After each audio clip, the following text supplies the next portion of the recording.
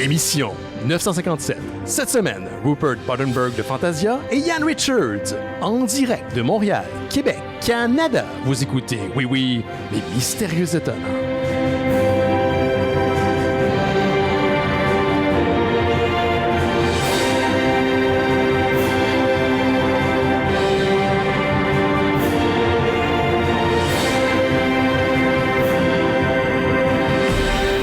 Bonjour à toutes et à tous, vous écoutez Les Mystérieux Étonnants, une émission en balado-diffusion consacrée au BD et à l'ensemble de la culture populaire. Benoît Mercier au micro et cette semaine, je suis entouré d'une équipe dont les membres sont des vieux chums. Je vais les présenter à l'instant. Il est unique de Radio Talbot, des Drôlistes et anciennement de Monsieur Net. Ian Richard est avec nous. Salut Yann. Salut Benoît. Ian, oui, ça va très bien. Merci d'avoir accepté de te projeter, de venir ici à Montréal, sur l'île, alors qu'on n'avait pas réalisé que c'était journée de...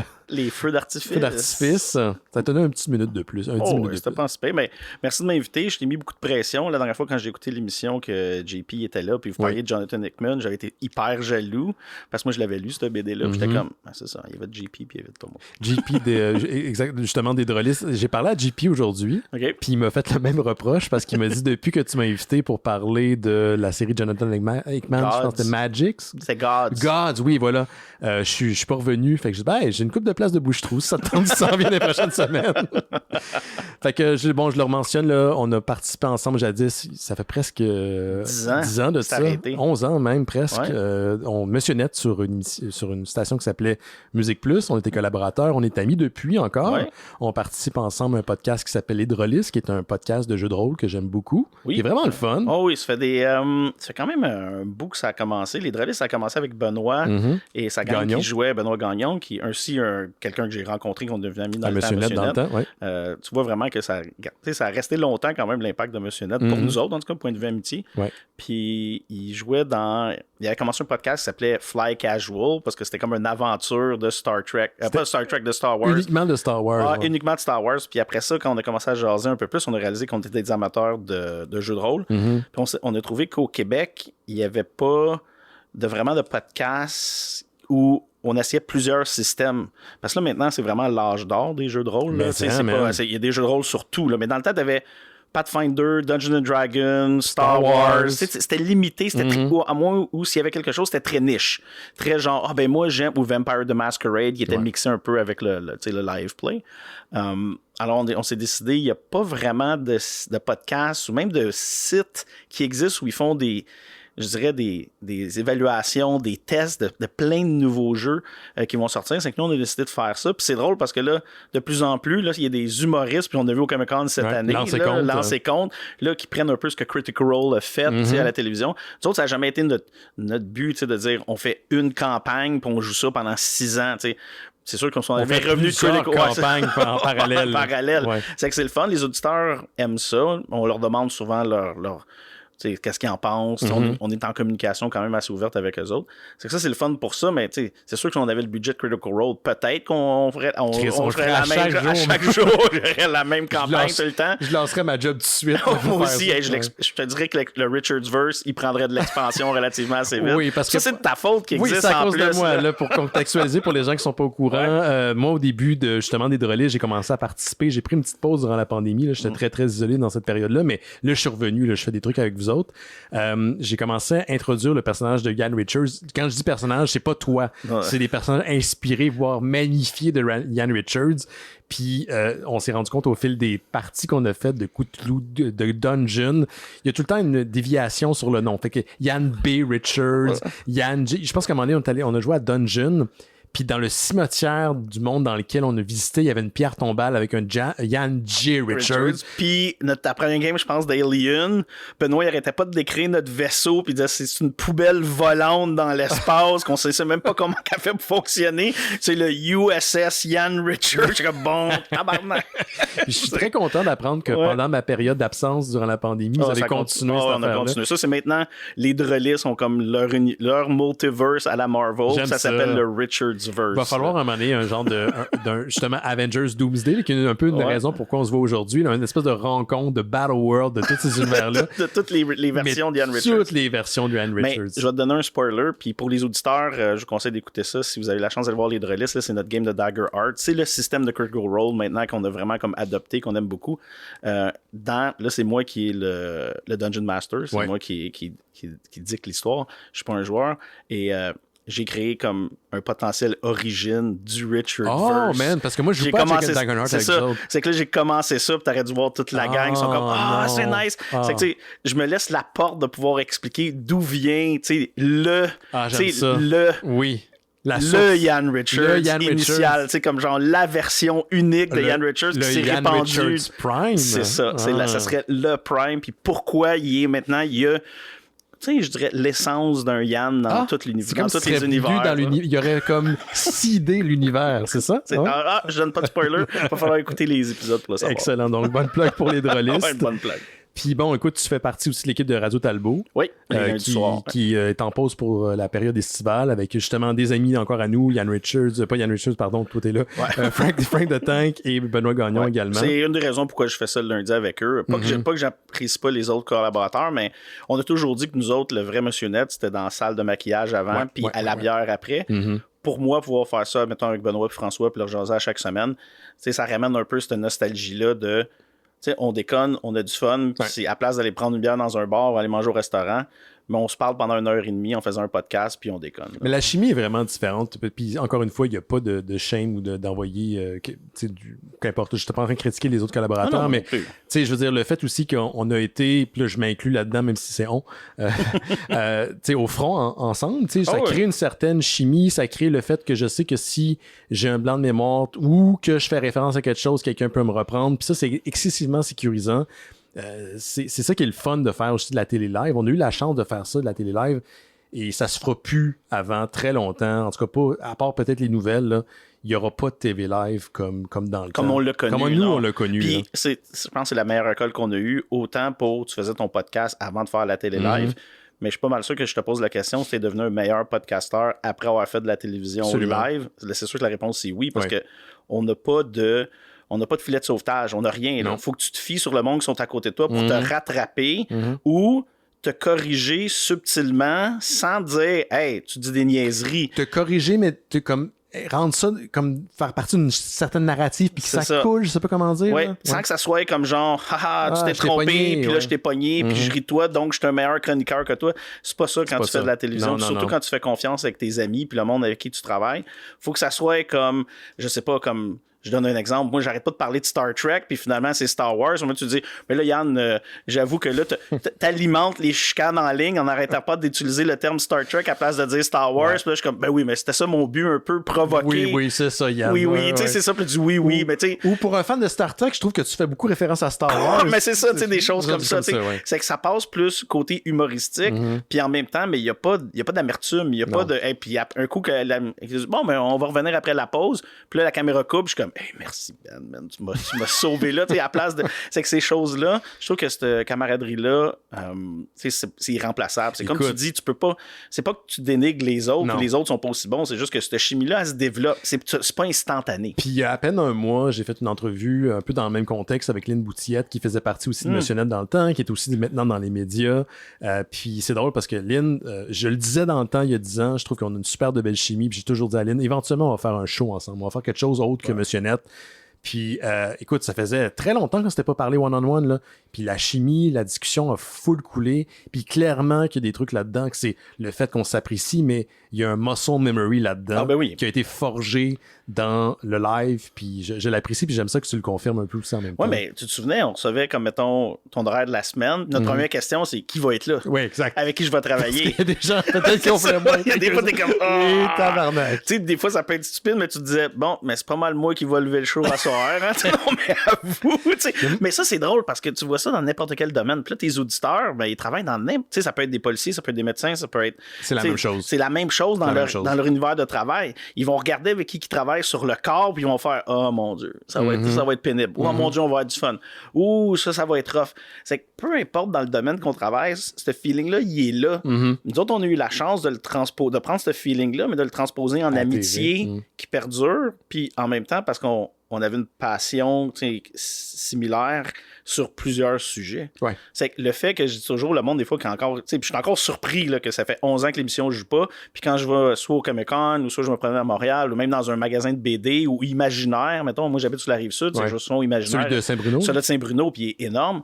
Puis souvent, quand je vais là, il y a quelqu'un qui me dit « Hey, excuse, puis j'ai même, dans mon travail, j'entraîne des recrues, puis il y en a un moment donné qui a dit « Hey, je veux juste te dire, quand j'étais jeune, je t'écoutais à la TV, je je vais te dire merci. 2, quand tu me dis quand t'es jeune, ça me fait vieillir. » Mais tu sais, quand tu regardes ça, voir les gens qui viennent voir pour ça, puis qui disent « Hey, t'as eu cet impact-là » ou ils se souviennent de niaiseries qu'on a dit que pour nous autres, ils étaient anodins. Tu te souviens de notre niaiserie à nous autres? Ben oui, avec Team Edward, Team Jacob. Chris, il m'avait fait envoyer ça, là. T-shirt. Hey, attends.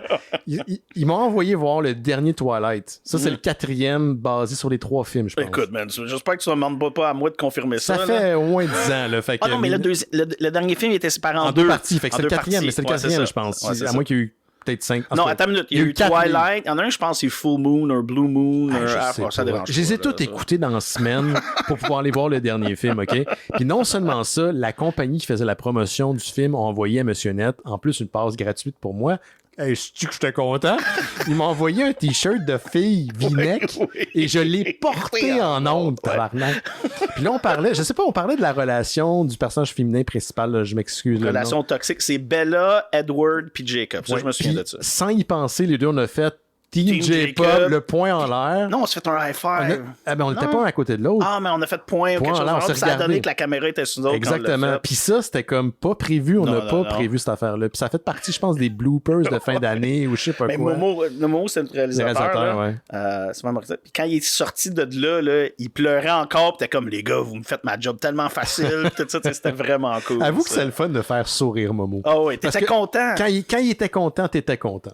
Puis je me souviens, puis on n'a pas trop parlé de ça, là, mais je me souviens, il m'a dit un des meilleurs compliments un moment donné quand j'ai commencé, parce que moi, j'ai comme passé une audition pour aller là avant. Puis, pas moi! Puis, t'es chanceux. Mais moi, c'était plus parce que vu que je connaissais Denis, on voulait pas que ça paraisse, que, parce que le monde pense que j'avais été à l'émission parce que je connaissais une passe droite. C'est qu'il m'avait fait passer comme une audition. Puis peut-être dans la 3e semaine que j'étais là, Momo était venu me voir puis il dit... Tout a compris qu'on fait de la télé. Je me souviens de cette affaire-là. J'étais pas là, mais tu m'en as parlé de ça. Parce que ça m'a touché tellement que même encore aujourd'hui, presque 15-16 ans plus tard, je m'en souviens encore. T'as fait combien de saisons, toi? Moi, j'ai fait 6 saisons, je pense. Fait que t'en as fait 2 de plus que moi. Genre, je pense que j'ai fait les 4 dernières. Mais je me souviens de ta première. Je m'en souviens de ma première. À quelque part ici sur un DVD, d'ailleurs. Je me souviens de ça parce que j'étais comme, hey, c'est donc bien cool. Je parlais de... DC New 52. Oui, New 52. 2011. Puis t'avais parlé je pense à un moment donné, ça se peut pantalons. des pantalons de Superman, là. Puis ça, avec le New 52, je me souviens de ça. Mais je connaissais déjà Ben Gagnon, qui était chroniqueur là-bas, qui fait partie des Drôlistes. Puis je me souviens qu'avant mon segment, il me faisait des massages de dos pour me déstresser. Il était venu dans le temps des Mystérieux qu'on était dans une station quelconque à l'université. Puis, fait que je le connaissais déjà. Puis je connaissais Frank the Tank, mais Frank était plus membre de l'émission à ce moment-là. Il est revenu beaucoup plus tard, à la dernière saison, finalement. Genre.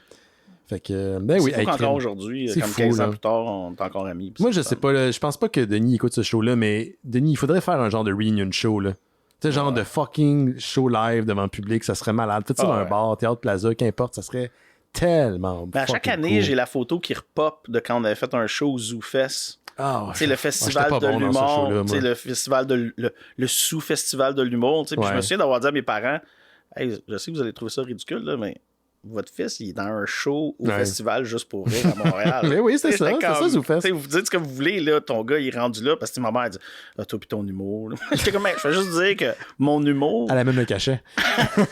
Je suis au festival juste pour rire. Tout ça de même. Excellent. Puis, je me souviens, je pense qu'il y avait Weird Al Yankovic qui faisait un show dehors en arrière d'où qu'on était. C'est vrai? Là, il est de retour à Montréal en fin de semaine, d'ailleurs. Grosse fin de semaine de Weird Al et de lutte, parce qu'on préenregistre ça un jeudi pour pouvoir que ça sorte ce lundi.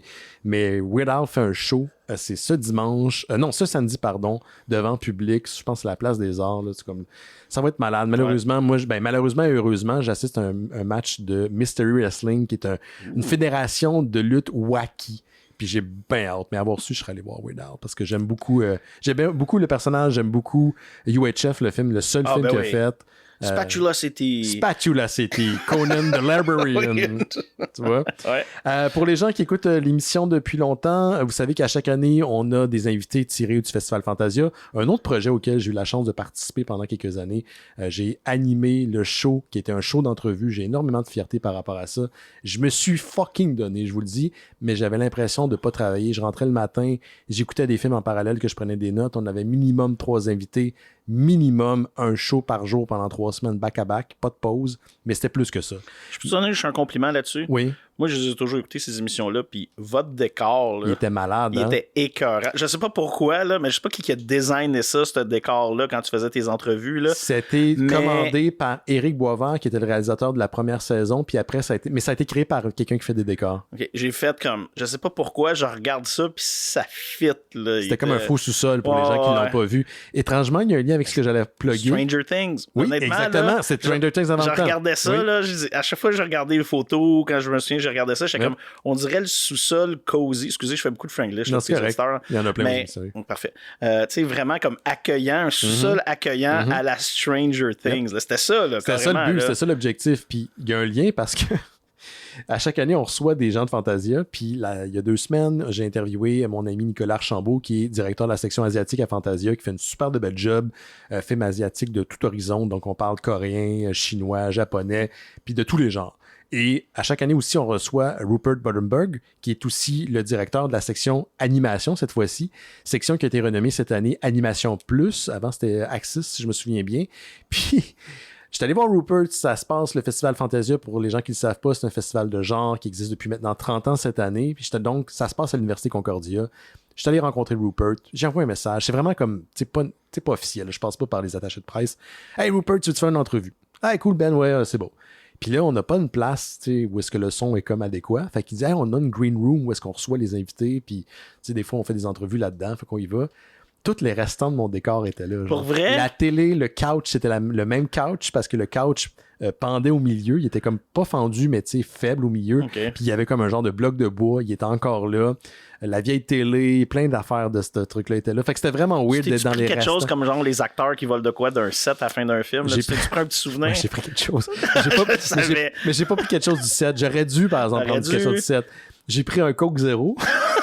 Il y avait du vin, je l'ai pas pris. Hey, il y avait de la boisson, je l'ai pas volé. Okay. Puis j'ai volé un jerky qui était là, qui donnait aux invités. Puis je suis parti avec. Je me suis dit, pour mes 3 ans, 4 ans presque d'implication au show. Tu mérites un Coke Zéro per jerky. Ben oui, tu sais, surtout qu'ils ont fermé ce show-là. Puis je trouve que c'était tellement une belle tribune pour le show. Puis, tu sais, en tout cas, j'ai fait ce show-là grâce à Monsieur Net. J'ai fait Monsieur Net grâce au Mystérieux. Fait que tout est dans tout.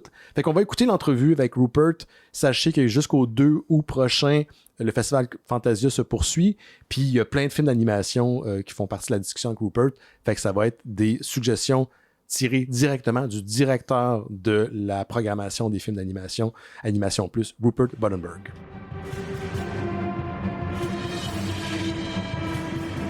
Le Festival Fantasia se poursuit jusqu'au 2 août prochain. Hein. On a commencé ça le 16 juillet dernier. Et ben ça bat son cours jusqu'au 2. Et on est avec Rupert Buddenberg, directeur animation. Section qui a changé de nom encore une fois cette année. Rupert, on est à Animation Plus. Qu'est-ce qui a motivé le changement de nom? Ben, on a changé l'année passée. Avant, ça s'appelait Axis. C'est une référence très obscure à l'aspect de production d'animation. Puis on s'est dit... non, c'est pas très efficace. Puis je me sentais un peu gêné parce que moi, c'est originalement, je présentais des films du Japon, puis d'Italie, puis je sais, OK, le nom Access, ça marche pas super bien.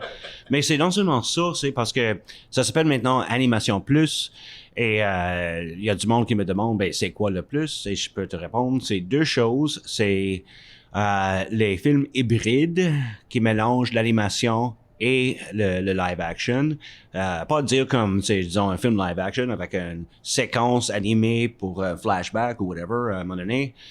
C'est plutôt comme des films tels que Roger Rabbit, où l'animation et le live action se mêlent ensemble et s'interagissent. Donc ça, c'est une chose. Puis l'autre, c'est les puppets, les marionnettes. You're a lover of the Muppets? Suspendus sur des cordes ou avec des culs dans le main, des puppets. Parce que les puppets, là, c'est toujours, on a déjà eu assez souvent des films avec des puppets et ça marche pas. On peut pas vraiment le fitter dans l'aspect live action. C'est pas l'animation, mais je dis c'est les films de puppets tels que Dark Crystal de Jim Henson, les affaires de même. C'est comme un voisin à côté de l'animation. C'est quand même des mondes complètement imaginaires. Tout ce que tu vois sur l'écran, c'est fait à la main, c'est reproduction d'une réalité imaginaire. Donc voilà, ça c'est le plus. Génial. Tu me disais que pour l'instant, ça allait bien pour la section animation cette année, que tu étais quand même fier. Il y avait plusieurs films qui ont déjà passé dans les derniers jours, mais il en reste encore beaucoup. On va passer à travers certains des titres, puis on va finir aussi avec la sélection que tu aimes beaucoup plugger, la sélection là. Donc le prochain, c'est Space Time Chronicles qui va passer en première canadienne le 27 juillet au cinéma du musée à 19h. Donc pour les gens qui écoutent, vous avez le temps de vous rendre à la projection. De Stefano Bertelli. Est-ce que tu peux nous en parler un petit peu? Pourquoi tu as mis ça dans la programmation, Rupert? Bon, c'est intéressant parce que cette année, c'est le seul long métrage que j'ai qui est de l'animation stop motion. C'est très intéressant qu'est-ce qu'il fait. Bertelli, c'est c'est très unique. Il travaille avec du papier. Qu'est-ce qui est intéressant, c'est assez souvent il y a des explosions. C'est pas d'animation, tu sais, c'est comme la caméra arrête puis il y a des choses qui explosent puis je me dis comme ben voyons, il travaille avec du papier, tu as des explosions, je sais pas que la compagnie d'assurance seront pas du tout impressionnés, mais c'est quand même c'est très intéressant comme film, tu sais, point de vue technique, c'est fun d'avoir un film de stop motion, c'est très unique, qu'est-ce qu'il fait, ça fait vraiment penser à Michel Gondry un peu l'esthétique, mais le côté récit, c'est c'est un rom-com, une comédie romantique ontologique. C'est très philosophique, mais ça se présente d'une manière très philosophique et des concepts super abstraits, tu sais, de tout le concept space-time et tout ça. Mais à la base, c'est vraiment, ça parle le message, c'est écoute, tu trouves cette femme jolie, tu veux être avec elle. Arrête ce qui t'empêche, c'est toi-même. Donc, go get her. Vas-y. Go get her, qu'importe si tu passes à travers la Terre ou même des mondes parallèles, si je comprends bien. Exact. Mais, tu sais, je vais pas trop dire. Tu peux lire encore, tu sais, qu'est-ce que j'ai à dire sur le site web pour donner une meilleure idée. Mais meilleure chose à faire, c'est aller voir le film. Si t'aimes ça, le stop motion, un peu crush, un peu, c'est très DIY, fait à la main. C'est pas du tout un film slick, mais ça bouge vite. C'est très amusant, très comique, puis ça vaut la peine. Le prochain, on parle de Papaya en première canadienne le samedi 1er août prochain à 13h au cinéma du musée de Kellen Priscilla. C'est le seul pour lequel, en fait, j'ai pas pris de note au niveau de l'histoire. Qu'est-ce que tu peux nous dire sur ce film? Ben tout en premier, c'est comme ça, ça fait partie de deux sections en Fantasia, le mien, l'animation plus, mais en même temps de mon premier Fantasia. C'est un film pour petits enfants. S'il y a des parents qui écoutent puis ils cherchent de quoi à Fantasia où ils peuvent apporter leurs petits enfants, parce que la majorité des films à Fantasia, c'est pas vraiment des affaires pour des enfants. Si tu veux traumatiser vos enfants, ouais, ok, viens voir les films à Mitch ou whatever là, mais non, c'est ça, c'est un film d'enfant, c'est complètement sans parole, et c'est fait d'une manière très jolie, très graphique. Ça fait penser à Charlie Harper, des illustrateurs des années 60 et tout ça. Et en même temps, il y a une sensibilité, c'est un film brésilien, donc il y a une sensibilité très latino-américaine. C'est voilà, la musique brésilienne, c'est vraiment joli.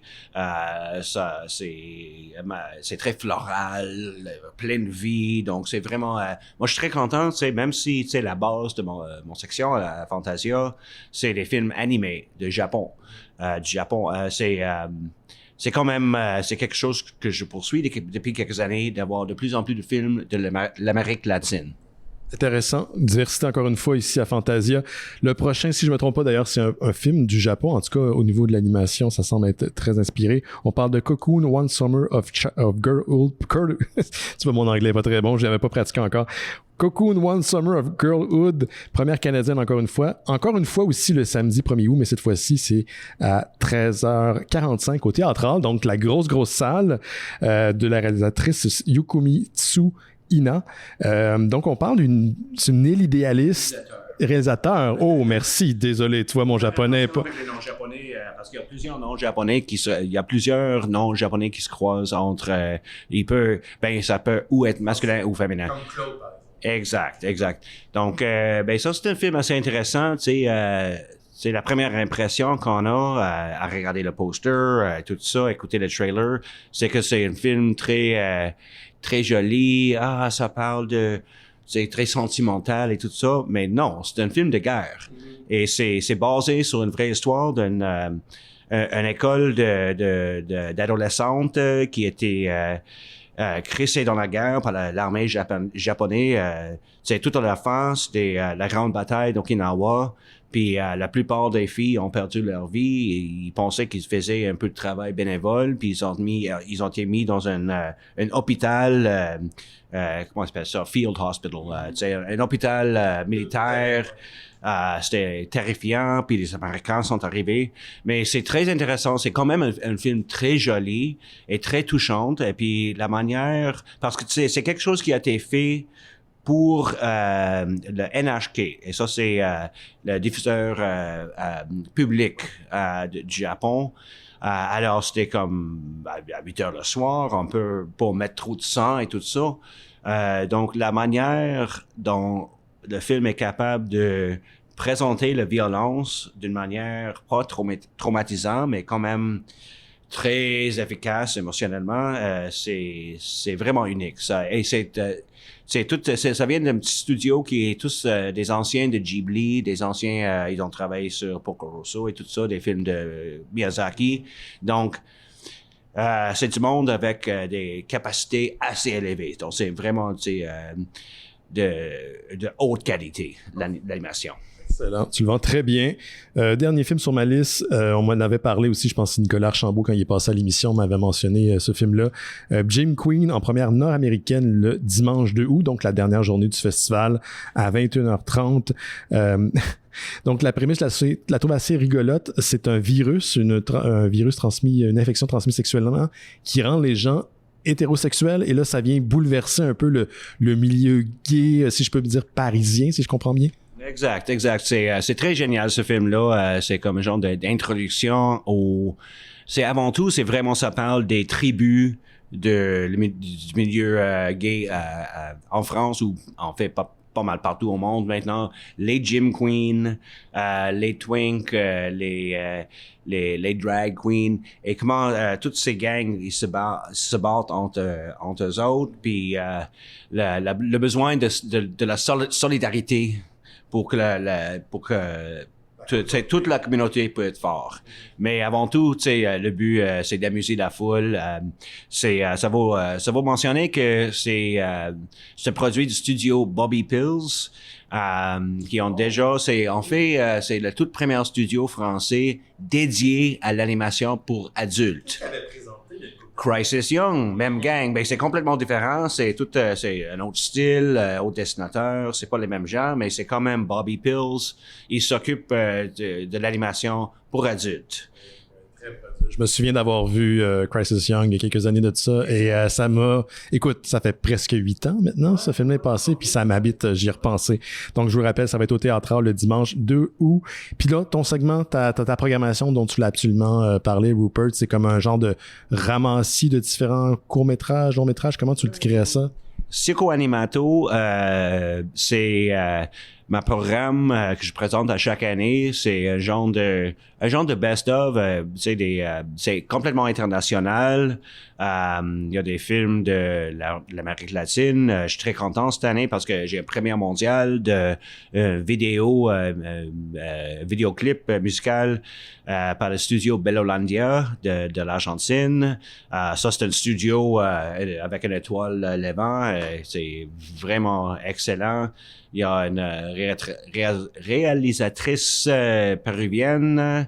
Il y a aussi un film de Chili. Donc, il y a tout un volet de films latina dans ce gang-là. Il y a aussi des films chinois, japonais, européens, un peu partout. Puis, c'est ça, c'est avant tout Circo Animato, c'est comme un genre de pot pourri à chaque année. C'est vraiment, je sais quoi, les meilleurs ou les plus intéressantes films d'animation, les courts-métrages animés de partout au monde. Il n'y a pas vraiment une thématique. Il y a une thématique qui se dévoile. Seulement, quand j'ai fait finalement mes choix, je regarde un peu, je cherche à les mettre dans un ordre, puis je commence à voir comment il y a une thématique qui se présente dont je n'étais pas conscient en train de choisir les films. Donc, il y a un aspect dans la sélection, ça parle de la deuil, de la perte des parents et tout ça, des manières ou touchantes ou amusantes, mais la toute dernière film, en fait, c'est du Liban. Et ça, tu sais, j'avise du monde à checker ça. Ça s'appelle Jim 1983 et ça a lieu durant la guerre civile en Liban. C'est un film honnêtement étonnant. J'ai dû le mettre complètement à la fin du programme parce que on peut pas, il y a rien qui peut suivre ce film-là. C'est un film ultra puissant. Et c'est intéressant parce que c'est la guerre civile du point de vue d'un très jeune garçon. En fait, c'est le producteur exécutif, c'est de sa jeunesse. C'est basé sur des photos qui ont été prises. Il a perdu son père durant la guerre. Mais il cherche à créer un monde imaginaire pour échapper, les horreurs de la guerre. Et parmi, ça c'est très important, parmi les affaires qui arrivent dans son monde imaginaire, il y a une visite de Goldorak. Et c'est à ce point-là qu'on comprend que c'est Goldorak ou Grandizer originalement, les films animés ou les séries animées des années 70 pour lesquelles nous avons une grande nostalgie aussi au Québec. Nous sommes pas les seuls. C'est vraiment universel, c'est l'amour pour Goldorak. As-tu la date pour ce programme-là? Ça, c'est le 1er août, le samedi. En après-midi, je pense que c'est... Attends un instant. On va checker ça. 16h45 dans le DCF. Donc, si vous aimez l'animation de haute gamme, vraiment unique et exceptionnelle, c'est là qu'il faut être. C'est un buffet, c'est un melting pot. Parfait. Merci, Rupert.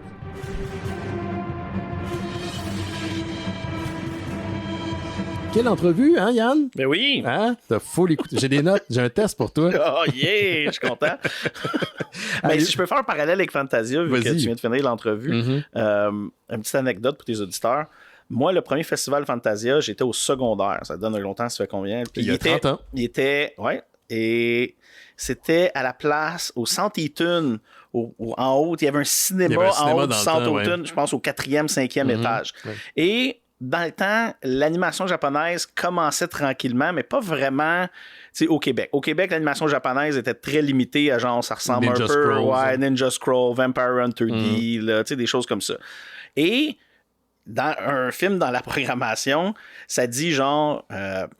c'est sold out depuis les 3 dernières années à New York City parce que ça joue 2 soirs par semaine. Puis je suis comme, hey, je vais aller voir ça. Et j'invite ma blonde dans le temps. Puis là, je disais, hey, c'est l'animation japonaise. Moi, il y avait je me souviens, j'habitais à Longueuil et il y avait un genre de club vidéo qui s'appelait Vidéo VN. Là, oui, genre, je le connais, ce club vidéo-là. Puis, Moi, je l'avais c'est qu'il y avait quelques films, des fois j'allais chercher ça. C'était les seuls qui avaient comme des films d'animation japonaise. Il n'y a pas ça au Super Club Vidéotron maintenant ou au Novatech. Là. Et je parle de club vidéo, je me sens super vieux. Puis c'est que j'amène ma blonde là, puis là, le film, ça commence. Mais dites-vous que c'est pré-Internet, pré-tout. Il n'y a pas de Google, j'ai pas de chat GPT pour lui demander c'est quoi l'histoire du film. Et là, pour certains auditeurs, je vais dire le titre, puis vous savez où ce que ça s'en va. Le titre, c'était Urochi Koji, Legend of the Overfiend. Ça, je sais pas c'est quoi. Okay. Pas, tu googleras ça, mon ami? Devrais-tu googler ça dépend. C'est que là, ça commence, puis là, c'est comme genre un match de basketball, style école secondaire japonaise par excellence. Mais le setting de Legend of Urochi Koji, c'est quand même bien sur le fait que c'est comme s'il y a 3 mondes qui vivent en même parallèle. Il y a le monde des démons, le monde des man-beasts, puis les humains. Démons, man-beasts savent que les 3 mondes existent. Les humains, c'est juste nous autres, les caves, qui savent pas qu'il y a comme d'autres mondes. Ouais. Quand tu y penses dans le temps, des années début 90, c'est quand même poussé comme concept. Ouais, c'est quand même pas pire. Puis, mais là, ça commence. C'est que j'imagine les tentacules, tout le kit, les filles, là, c'était du hentai full. C'est que dans les 5 premières minutes le film, le monde commence à se lever, à s'en aller. Puis là, à Fantasia, ça. Ouais, à Fantasia. C'est que là, tu sais, quand tu chauffes avec ton auto, puis tu coupes quelqu'un, puis tu sais que c'est de ta faute, puis tu regardes pas à gauche parce que tu sais que la personne, elle te fixe. Faut y payer comme genre mon fucker. Ouais, c'est ça que tu regardes. Mais là, j'ai ma blonde, je sais qu'elle est en train de me regarder, puis je suis comme. C'est que là, je regarde, juste pour que tu le saches, j'étais pas au courant pantoute. Elle dit. Qu'est-ce que c'est ça? Là, je dis, regarde, j'étais pas au courant. Si tu veux t'en aller, on va s'en aller, j'ai pas de problème. Elle va dire, mais on est là, on va le finir. C'est que finalement, on a fini le film qui était excellent, là, à part ces parties-là. Ouais. Mais ça, c'est ma première expérience à Fantasia là, à Montréal. C'était le premier festival. T'as-tu vu, je pense que là, t'es un peu loin là, de ma bibliothèque maintenant que je suis dans mon nouvel appart, là, mais il y a une série qui s'appelle attends une minute. Dog Life, Dog Style. OK, je connais pas ça. C'est un truc de méca à la base. Puis j'en ai parlé à Monsieur Net dans le temps, c'était une de mes chroniques. Je pense que t'étais là. Puis c'est une espèce d'affrontement en 2 factions de l'Asie, non nommées, là, c'est dans le futur non nommé, qui s'affrontent, puis c'est des gros mechas, puis c'est de la grosse débandade. Puis c'est vraiment le fun, tu sais. Mais il y a un côté un moment dans la BD qui est très Lolita, puis ça n'a rien à voir avec le reste de la série. Fait que je sais pas si ça fait partie des codes culturels du Japon, je sais pas quoi, je veux pas émettre un jugement par rapport à ça. Mais c'était comme, ok, j'aime ça les gros robots qui se tapochent, là, mais ce moment-là est un petit peu too much. Fait que je peux voir où est-ce que t'étais, malheureusement, malgré toi. L'histoire était peut-être bonne, mais ce bout-là était un peu awkward pour toi. Très awkward. Là. C'est pas la femme de tes enfants, là. Non. La mère de tes enfants. Okay. Non, c'est ma blonde aussi. Okay. Hey, avant de rentrer dans le vif du sujet, puis j'ai reçu un courriel d'un auditeur la semaine passée, il y a 2 semaines, quand j'ai reçu Lynn. Puis on a parlé de Monsieur Net, puis je pense qu'on a été beaucoup dans la nostalgie, puis l'anecdote. Puis c'est correct, je trouve ça le fun de revoir des vieux chums. Ça fait partie du plaisir de se rendre compte que tes souvenirs, c'est pas juste des fabulations, mais des choses qui se sont vraiment passées pour toi. Puis il m'a vraiment ému, en fait. On a parlé de Carl quand on s'est rencontrés. Toi, Carl, tu l'as connu plus que moi. Carl qui était Tremblay, Carl, ancien, il est décédé aujourd'hui, chanteur des Cowboys Fringants, c'est une figure importante de la culture québécoise. Puis, tu sais, genre, moi, ça m'a fait énormément de peine quand je l'ai rencontré, quand j'ai appris son décès. Je savais qu'il était malade, mais je savais pas qu'il allait décéder. Puis pendant un bout, puis Lynn me l'a un peu confirmé, je me sentais mal d'exprimer mon deuil, mon grief par rapport à ça, parce que je voulais pas m'immiscer dans quelque chose qui m'appartenait pas. Puis parce que Carl, c'était pas mon ami, c'était une bonne connaissance, mais c'était quelqu'un qui m'a énormément touché du peu de temps que je l'ai côtoyé. Fait que je me suis dit, j'aimerais savoir ton feedback par rapport à ça, parce que toi, je sais que tu as parlé beaucoup de gaming avec. C'était vraiment un grand gamer. Oui, c'est un grand gamer. Moi puis lui, on avait vraiment... tu sais, on se parlait sur la PlayStation, on se textait. Exemple, à chaque fois qu'il y avait un jeu de From Software, que ça soit genre, tu sais, comme Elden Ring, Dark Souls, Bloodborne, et ainsi de suite, on s'en parlait toujours.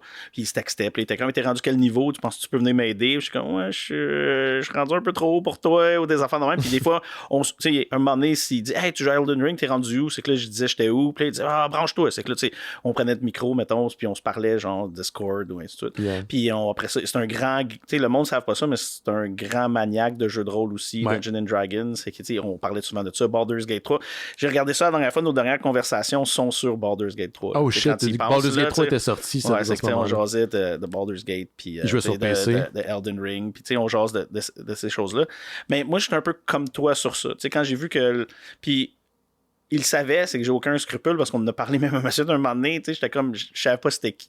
Moi, Ouais, je l'avoue, j'ai grandi à Longueuil, oui, mais tu sais, ma culture a toujours été plus axée, tu sais, je dirais anglophone que francophone. Ça fait que, tu sais, oui, tu sais, j'étais pas épais, j'avais entendu des chansons des Cowboys Fringants à la radio, mais j'avais aucune idée c'est qui, puis je savais pas c'était quoi l'ampleur des Cowboys Fringants jusqu'à temps qu'ils nous invitent à son spectacle du Cirque du Soleil à Trois-Rivières.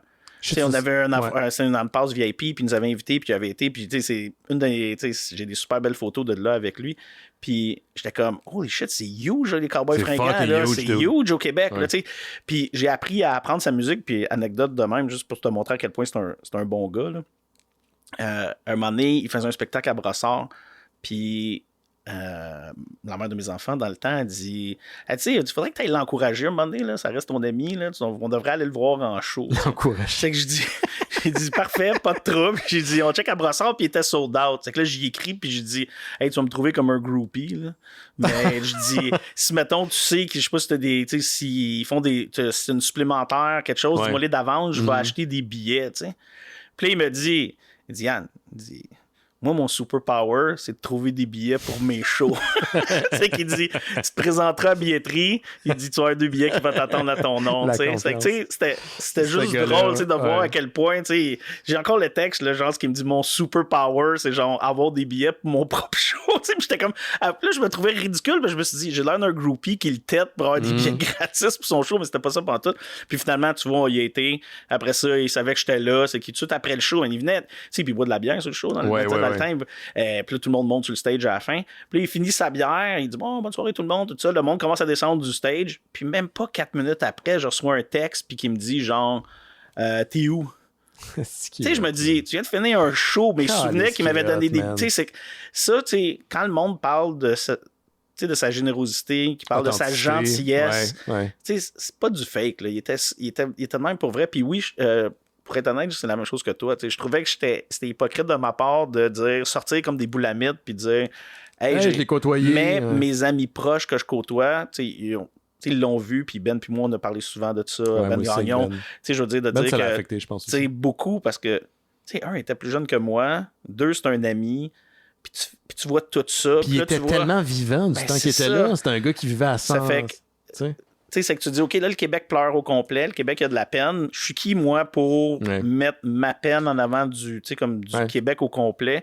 Puis j'avais un peu le sentiment d'imposteur, parce que je me disais, je l'ai découvert plus tard, puis il y en a qui suivent les Cowboys Fringants depuis longtemps. Mais non. Je pense que c'est texté quand il est décédé. Hein. Quand on l'a appris, je t'ai dit, man, il faudrait qu'on se voit avant qu'il y en ait un autre qui parte. Puis tu vois, maintenant, c'est à cause de Carl, puis je dis pas à cause, je vais dire grâce à Carl maintenant, à la place de dire à cause, je vais reformuler ma phrase, je vais dire grâce à Carl. Je reporte presque plus rien, puis je dis oui presque à tout quand un ami m'appelle pour faire quelque chose. Puis tu sais, comme pour les auditeurs, les drôlistes sont des amateurs de scotch aussi. Puis on veut planifier. J'ai remarqué ça. Puis on essaie d'organiser un voyage en Écosse pour faire comme un scotch tour. Okay. Puis à place de dire oui, à chaque fois qu'on se voit, le voyage avance toujours un peu plus. Mais je sais que c'est des affaires que dans le temps, peut-être avant Carl, j'aurais pas poussé autant avec mes amis de dire on se voit, on fait un effort, même si c'est un jour de la semaine, même si je suis fatigué, ben je ne sais pas ce qui va arriver. Un de mes gros, j'ai pas beaucoup de regrets dans la vie, puis un de mes regrets, ça a été de ne pas être allé à l'ouverture de sa succursale du Randolph, parce qu'il y avait déjà le château, je pense que ça s'appelait. Ouais, il y avait comme il mixait les deux. Il mixait les deux, puis dans le temps, on avait été au lancement d'un Randolph à Laval. T'étais là, Carl était là, aussi, Ben Gagnon était là. Puis, man, vous jouez à Munchkin. Moi, je comprenais fuck all. Je me sentais cave. Puis, je me souviens qu'il avait déjà parlé de l'ouverture. Parce que Lynn, justement, elle travaillait pour le Randolph à l'époque. Lynn qui était aussi à Monsieur Net, jadis. Puis, il nous avait dit hey, je vais vous inviter au lancement. Puis, j'avais une opportunité d'y aller parce qu'on m'avait invité par la bande. Je me souviens plus qui m'avait invité. Mais le seul lift qui était disponible... En fait, c'est pas le seul lift. C'est que j'ai même pas checké à savoir c'était qui d'autre qui y allait. T'sais. Puis, je voulais pas rentrer avec cette personne-là. Parce que je suis pas quelqu'un que j'apprécie beaucoup. Puis j'aurais pu demander à toi, j'aurais pu demander à Denis, j'aurais pu demander à n'importe qui d'autre, puis je l'ai pas fait. Puis quand il y a eu les funérailles nationales au Centre Bell, la première fois que je suis allé au Centre Bell d'ailleurs, je n'étais jamais allé auparavant, un de ses compatriotes de band a dit, ou c'est peut-être sa copine, je m'excuse, qu'il n'a jamais travaillé autant que pour l'ouverture de son pub, qui était justement le Randolph. Man, ça fait ça. Ça, j'ai fait comme, c'est de cave. Puis je pense pas qu'il s'est dit je veux que Ben Mercier vienne, tu sais. Mais de pas avoir show up pour une question, pas d'orgueil, mais tu sais, je voulais pas, ça me tentait pas, là. Ça a fait mal. Puis ça m'a fait un gros... J'ai fait ça, là, prochaine fois que tu as une situation similaire, passe par-dessus toi, trouve une autre solution. Puis vas-y. Ouais. Parce que tu le sais pas. Puis toi, c'est un peu le parallèle que je fais, moi, avec depuis qu'il est parti. Yann, arrête de repousser les choses. Fais-le, dis oui. Parce que si tu y vas pas, tu vas le regretter. Puis des fois, c'est le petit effort supplémentaire de lever tes fesses du sofa, de remettre tes souliers un coup que tu reviens de travailler, mais tu sais jamais ce qui va arriver, puis la vie, elle va peut-être juste te surprendre. C'est que ça, c'est quelque chose que je retire beaucoup. Puis toi, moi, j'y ai pas été au funérailles nationales. Je sais que toi, tu y étais. Je sais que François y était. Ben Gagnon était là. Bruno Georget aussi, national. Puis Denis avait dit hey, je donne des entrevues à TVA, les gars, vous êtes intimes, si vous voulez venir, venez avec moi donner des entrevues. Mais tu me parles de comment ça m'a affecté. Même là, je me sentais pas bien d'y aller parce que j'avais l'impression que je prenais la place de quelqu'un d'autre. De profiter de quelque chose. Hein? De profiter de quelque chose. Tu sais, comme j'ai refusé de faire des entrevues là, à TVA avec Denis parce que j'étais comme non, je serais pas à l'aise.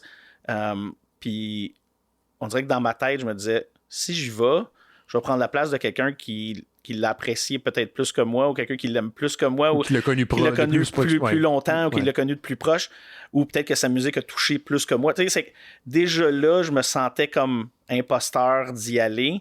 Puis je réalise avec le recul que j'aurais juste dû y aller quand même, aller vous rejoindre là, puis qu'on se tienne dans la gang, puis que on vive notre peine ensemble. J'aurais eu quelqu'un pour me supporter pour ça. Puis je pense que ça m'aurait fait du bien. Je n'ai parlé à mes amis après, je n'ai parlé à deux mondes, j'en parle à ma blonde des fois. À chaque fois que c'est comme l'anniversaire, ça vient me chercher encore un peu. Tu penses aussi, moi, c'est le genre d'affaire que je suis presque ridicule de l'avouer, mais j'y repense régulièrement. Je pense à la vie que ce gars-là incarnait, puis ce qu'il représentait, puis j'ai de la misère avec ça, man. La dernière, je veux même pas aller voir son spectacle à date. Je me sens pas prête d'aller voir le spectacle qui est basé là, sur Pop Royal. Juste parce qu'on dirait que je suis pas prête, puis je sais que je vais probablement brailler, puis j'ai aucun scrupule de l'avouer, je vais probablement brailler la moitié du show. Je suis pas capable d'écouter le dernier show sans pleurer. Même encore aujourd'hui, je suis pas capable. C'est une tune que j'écoute relativement régulièrement, puis le vidéoclip aussi, je sais pas si le vidéoclip des calices. Ça fait mal, man. Il y a de quoi... En fait, le vidéoclip, la toune crie par son absence. C'est ça qui est génial aussi, la réalisation du vidéoclip. Écoute, je vais pas parler de ça pendant encore 15 minutes, mais je trouvais ça important. Puis tu sais, c'est son autre affaire. Moi, en vieillissant, je me rends compte que des fois, j'ai des affaires qui m'habitent qu'il faut que j'adresse comme pour peut-être juste comme confirmer que je suis pas un esti de crise de malade, là, que finalement, j'ai, entre guillemets, radiophonique, raison de penser ça, puis de me rendre compte que les gens ont aussi ça. Puis je trouve ça cool, en guillemets, que tu me confirmes ça. Lynn aussi, ça a été ça. Puis je pense que Ben aussi. Frank. En tout cas, désolé pour les gens qui connaissaient pas Monsieur Net il y a 10 ans, qui écoutent peut-être le show depuis longtemps, pas peu longtemps, mais Monsieur Net est une émission qui était diffusée à la télévision. Souvenez-vous de la télévision? Fait que c'est une émission style... comment on pourrait... c'était quoi le show qu'il y avait aux États-Unis? C'était comme G4? Ah non, c'était Attack of the Show. C'est un peu Attack of the Show version québécoise. Version québécoise. Yann, t'es là pour parler d'un truc beaucoup plus joyeux, quoique dark en même temps. Avengers Doomsday, la bande-annonce est sortie cette semaine. Finalement, ça sort au mois de décembre prochain, si je me trompe pas. C'est 18 décembre. C'est ça? Doom 3, je sais pas c'est qui a fait ce call-là. Écoute, il y en a un qui est sorti sur IMAX, puis l'autre est sorti sur Infinite Vision Scope ou whatever, qui est une technologie qui n'existe pas. Là. C'est juste pour vous dire, regardez, on n'a pas eu la technologie IMAX, mais on va l'écouter. Mais on n'a pas parlé au Mystérieux lundi dernier parce que, bon, ça n'a pas donné, mais je sais que, qu'importe le contexte, que ce soit derrière un micro ou le one-on-one, on va être capable de geeker out, toi puis moi. Ah ben oui. Fait que je me suis dit, pour cet épisode-là, combinaison, Rupert, toi, on peut geek out un peu Avengers Doomsday. 100%, je peux. Je vais commencer la question qui va un peu inaugurer le bal, parce que qu'importe quand il y a un nouveau trailer de Marvel ou d'un Avengers qui sort, tout le monde y va de son opinion. As-tu le Marvel fatigue ou pas? J'ai pas le choix de dire oui, puis je vais te dire pourquoi. OK. Puis je suis gêné de dire ça. J'ai pas encore fini Ironheart. OK. Oh, la série. Mais la série. Pas... Ça, je te dis, là, le fatigue, là, avant, il y a quelque chose de Marvel qui sortait, là, je te binge-watchais ça là, le plus rapidement possible. Ouais. J'ai fini Daredevil saison 2 Born Again il n'y a pas si longtemps que ça. Et pourtant, c'est bon. Là, C'était bon, là. C'est juste qu'à un moment donné, j'étais comme, OK. C'est ça, je te dis. J'ai pas fini Ironheart. J'ai geeké solide avec le retour de Born Again. J'ai trouvé que c'était excellent. T'as tout le temps été bon. J'ai pas encore vu one-shot movie Punisher. J'attends d'être dans le bon mood Ça vaut pour le vraiment regarder. pas la peine. C'est que oui, j'ai pas le choix de dire que le Marvel fatigue m'attaque. La seule chose, par exemple, que je veux donner une bémol tout de suite, je ne fais pas partie, par exemple, des chialeux sur Internet qui associent le fait qu'on s'est en allé avec axé sur beaucoup de personnages féminins et ainsi de suite. Non, je rattache pas ça pantoute à mon Marvel fatigue aucunement. Mettez pas des mots dans ma bouche que j'ai pas dit, là. Tu sais, je veux dire, à un moment donné, le monde qui chiale là-dessus, là, on parle parce qu'il y a des Avengers, la scène, là, quand toutes les filles arrivent, dans Avengers Endgame, dans Endgame, là, faut pas oublier quelque chose que moi je trouve qui est vraiment cool, qui est un parallèle Avengers, là. C'était fucking cool. Ouais. C'était vraiment cool, à part cette la scène-là. phase de Gwyneth Paltrow, là, ça weird. serait passé. Mais, puis vous donner un parallèle de pourquoi des fois on se concentre juste sur notre nombril Avengers. Quand j'ai été voir Black Panther 2, quand j'ai été voir au cinéma, j'y étais avec mes enfants, puis on était là. Puis en avant de nous autres, il y avait une famille qui venait d'Haïti. Et là, désolé du spoilers, là, la gang. Là. Ça fait longtemps qu'il est sorti. Là. Mais à la fin, quand elle va sur l'île d'Haïti, ben, les deux enfants qui étaient là, ils étaient là. Papa, maman, c'est nous autres, c'est nous. C'est que ceux qui chialent là, des fois sur l'émission, là, la représentation. Cet enfant-là, c'est parce que nous autres, c'est constant. On le voit plus parce que nous autres, c'est constant. Tony Stark, il est blanc. Je veux dire, Steve Rogers. J'ai fait, holy shit. Cet enfant-là, il va se souvenir de ce moment-là toute sa vie au cinéma, de voir un Black Panther, de voir elle, puis que le gars qui dit I'm the son of T'Challa. C'est comme, oublie ça, là, il est marqué. C'est que ces enfants-là, des fois, là, de Disney, puis tout ce qu'on parle, c'est pas ça qui m'a amené le Marvel fatigue. Je pense que c'est le manque de direction, puis en même temps, c'est poche, parce qu'on peut-tu blâmer ça sur le fait que, tu sais, Quantumania a pas réussi, puis Jonathan Major, mais moi aussi, j'ai trouvé... J'ai adoré Quantumania. Puis là, l'autre se fait arrêter, s'en va en prison. C'est que, tu sais, ils ont comme été pris avec une patate chaude, qui savaient pas exactement quoi faire avec. Je pense que ça n'a pas aidé avec la direction. Je vais y aller sur la même note que toi. Je l'ai, mais j'ai pas le choix de dire aussi un gros bémol. Parce que je l'ai pas autant, je pense, que les gens le pensent. Okay. Parce que moi, on s'entend là que vous aimez les films de Marvel ou pas, c'est pas à propos de ça. On parle maintenant du phénomène d'intérêt généralisé, OK? Jadis, il y a plus d'une dizaine d'années de ça, c'était un phénomène Marvel. Oh oui. Et on attendait que des films comme ça sortent interconnectés et pour nous, les fans, s'abreuvent autant dans le matériel d'origine. C'était incroyable qu'on puisse genre dire « Hey, Cannes, ça fait référence à telle affaire. » Puis on en fait pour le public généralisé et ça reste intéressant. Ouais. Après, il y a eu aussi quelque chose qu'on a peut-être tous oublié collectivement, mais il y a eu une pandémie. Et le momentum a été un peu perdu et je suis d'accord que la direction, disons, d'histoire après Endgame était aussi plus diffuse, mettons, que... C'est décousu. C'est décousu. Ouais. Tout ça fait que je comprends l'idée que les gens disent que la mort de Marvel est là, mais en 12 ans, 15 ans presque, je l'ai entendu combien de fois, cet argument-là, tu sais. Fait que moi, j'attends de voir, est-ce que le film va être bon, le film sera pas bon? Si je suis diverti, je suis pas diverti. That's it, man. Après, que d'autres films ont failé qui étaient pas bons, j'ai pas aimé Shang-Chi.